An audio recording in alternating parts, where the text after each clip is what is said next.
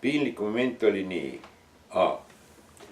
Vaata, kuna minu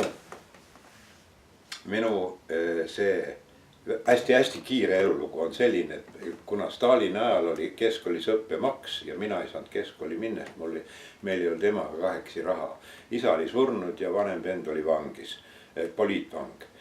Ja siis Mäetehnikumi pidin minema, eks ole, ja Mäetehnikumis oli väga nõrk eesti keel ja inglise keel. Seal oli tehnilised ained ja kõik. Noh, aga sisseastumiseksamid, no joonistamised ja need mingi vormid ja asjad ja savid. Need ma tegin ära, need olid väga head kõik, aga siis oli inglise keel. No inglise keel täielik pumm, eks ole. No vene keelt ma oskasin hästi juba sõjaväed ja asjad.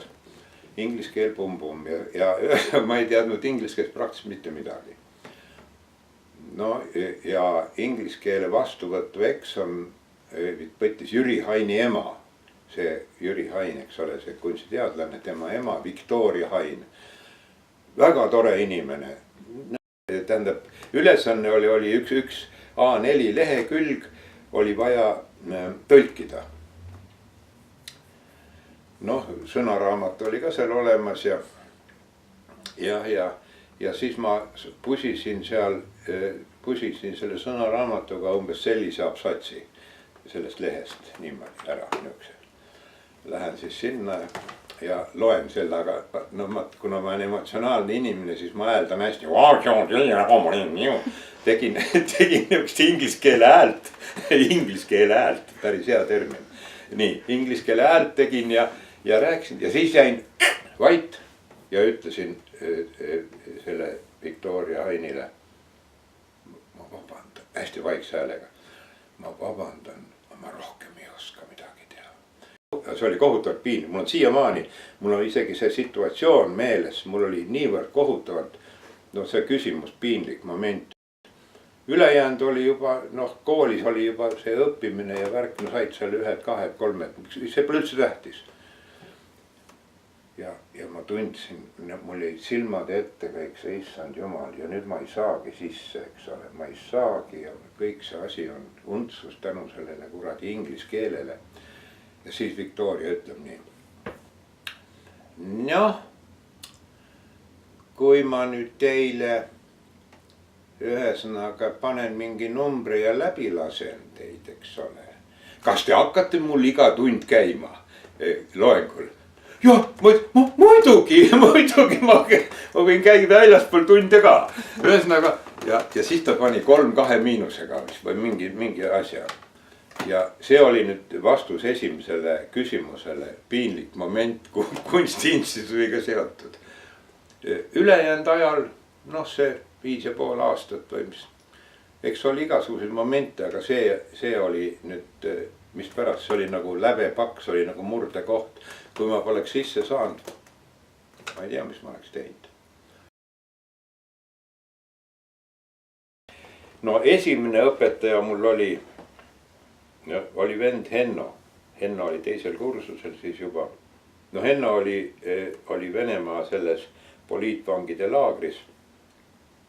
Ta 19-aastaselt võeti kinni, tähendab, ta oli tipis õppis ja seal tegid mingid seinalehti ja vabariigi aastapäev ja sai 9 aastat sunnitööd. 6 aastat istus. Nii, Henno oli kinni, siis sai lahti ja sai mingite nippidega siin Maardusse elama ja sai kunstiinstituuti sisse. Ta oli väga andekas joonistaja, Henno on suurepärane joonistaja, nagu renessanssmeister. Ja Henno ütles mulle, et no kuule, mis sa siin Leningradis, ma olin taksojuht, ta ütles nii, et no mis asja siin jamad, eks ole, et tule ka õppima. Ma ütlesin, et ma tahaks küll õppida, aga ma ei tea mida, et ta ütles, et aga tule proovi joonistada. Ja siis Henno, see on tõde, mis ma räägin, aga ta tundub koomiline. Ütlesin, et joonistada, et ma õpetan, see on väga lihtne, võttis tikutopsi ja ütles nii.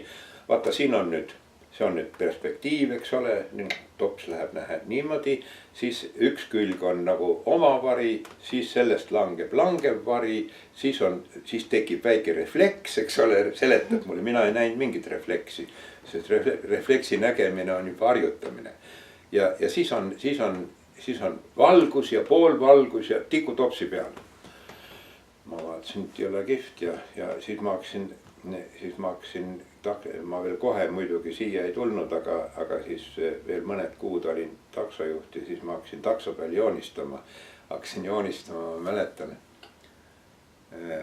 Isaki selles kiriku juures on Katariina teise ausammas on, kus Katariina teine seal Nevski peal, kus Katariina teine on oma armukestega, seal Potjomkin ja kõik on seal ümberringi ja Katariina siis on. See takso peatus oli seal samas lähedal, siis ma joonistasin seda Katariinat ja no loll, mis pole mõtet ju, ise ei oska joonistada. Aga kohutavas õhinasse sattusin. Fantastiline, ma hakkan kunstnikuks, sa kujuta ette.